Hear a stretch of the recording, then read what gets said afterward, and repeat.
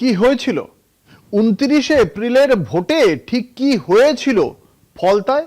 কেন গোটা কেন্দ্রের নির্বাচনই বাতিল করতে হলো কমিশনকে?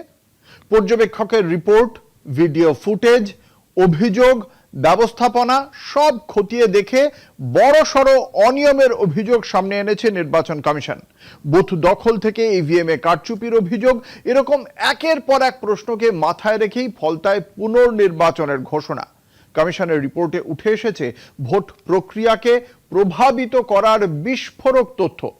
এবার ফলতার রিপোর্ট ও চাঞ্চল্যকর পরিসংখ্যান কলকাতা টিভির হাতে।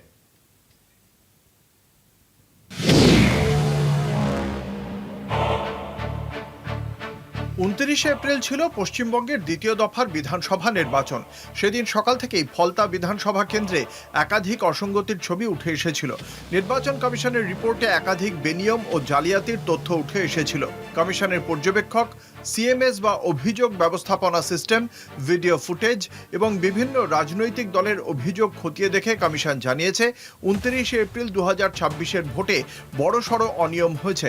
সেই কারণে পুরো কেন্দ্রের ভোট বাতিল করে পুনর্নির্বাচনের নির্দেশ দিয়েছে কমিশন।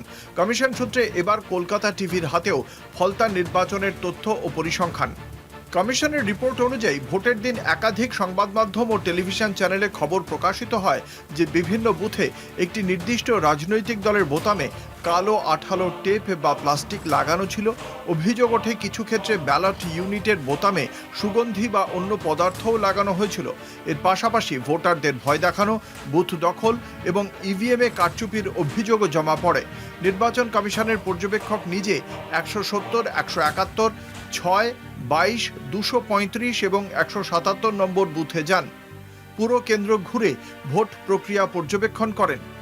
এরপর সিএমএসে আসা অভিযোগ, অ্যাকশন টেকেন রিপোর্ট এবং ক্লাউড ফুটেজ খতিয়ে দেখা হয়।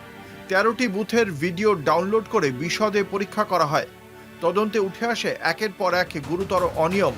বহু জায়গায় ভোটারের বদলে ভোটারের সঙ্গী ভোট দিয়েছে। অনুমতি ছাড়া লোকজন ভোটকক্ষে ঢুকেছে। ভোটকর্মী ও পোলিং এজেন্টদেরও ভোটকক্ষে ঢুকতে দেখা যায়। একাধিক ক্ষেত্রে ভোটের গোপনীয়তা ভাঙা হয়েছে। অনেক অ্যাকশন টেকেন রিপোর্টকে অবিশ্বস্ত বা ভুল তথ্যপূর্ণ বলে উল্লেখ করেছে কমিশন। বহু বুথে ভিডিও ফুটেজই ছিল না, আবার কোথাও কোথাও একটা বড় সময়ের সিসিটিভি ফুটেজই উধাও। রিপোর্টে উল্লেখ করা হয়েছে 78, 80, 144, 160, 227, 228, 229, 233, 234, 235, 236, 237, 238, 239, 240, 241, 242, 243, 244, 246, 248, 249, 250, 251, 252, 253, 254, 255, 256, 257, 258, 259, 260 এবং 261 নম্বর বুথে বড়সড় অসঙ্গতি ধরা পড়েছে। অনেক জায়গায় সম্পূর্ণ ভিডিও ফিড ছিল না, আবার বহু ক্ষেত্রে অ্যাকশন টেকেন রিপোর্টেই ব্যালট ইউনিটে কারচুপির ইঙ্গিত ছিল। 235 নম্বর বুথে সকাল 10:55 থেকে 11:59 পর্যন্ত সিসিটিভি ফুটেজ নেই। একই ব্যক্তি বারবার ভোটকক্ষে ঢুকেছে। 2 ভোটারকে একসঙ্গে ভোটকক্ষে দেখা গেছে। 229 নম্বর বুথে ভোট শুরুর সময় থেকে বিকেল 3:41 পর্যন্ত কোনো সিসিটিভি ফুটেজ নেই। 160 নম্বর বুথে একাধিকবার অন্য ব্যক্তি ভোট দিয়েছে বলে রিপোর্টে উল্লেখ। কমিশন জানিয়েছে মোট 285টি বুথের মধ্যে 60টি বুথে জালিয়াতি হয়েছে, অর্থাৎ প্রায় 21% বুথে গুরুতর অনিয়ম হয়েছে। এই বুথগুলিতে মোট 53,967 জন ভোটার তালিকাভুক্ত ছিলেন, যা মোট ভোটারের 22.82%। কমিশনের মতে এত বড় সংখ্যক বুথে ইভিএমে কারচুপি ও বুথ দখলের অভিযোগ ভোটের বিশ্বাসযোগ্যতাকেই প্রশ্নের মুখে ফেলেছে।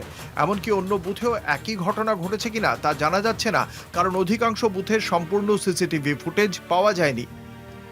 এই পরিস্থিতিতে সংবিধানের 324 অনুচ্ছেদ এবং জনপ্রতিনিধিত্ব আইন 1951 20B 58 ও 58 এ ধারার ক্ষমতা ব্যবহার করে নির্বাচন কমিশন পুরো ফলতা বিধানসভা কেন্দ্রের ভোট বাতিল করেছে।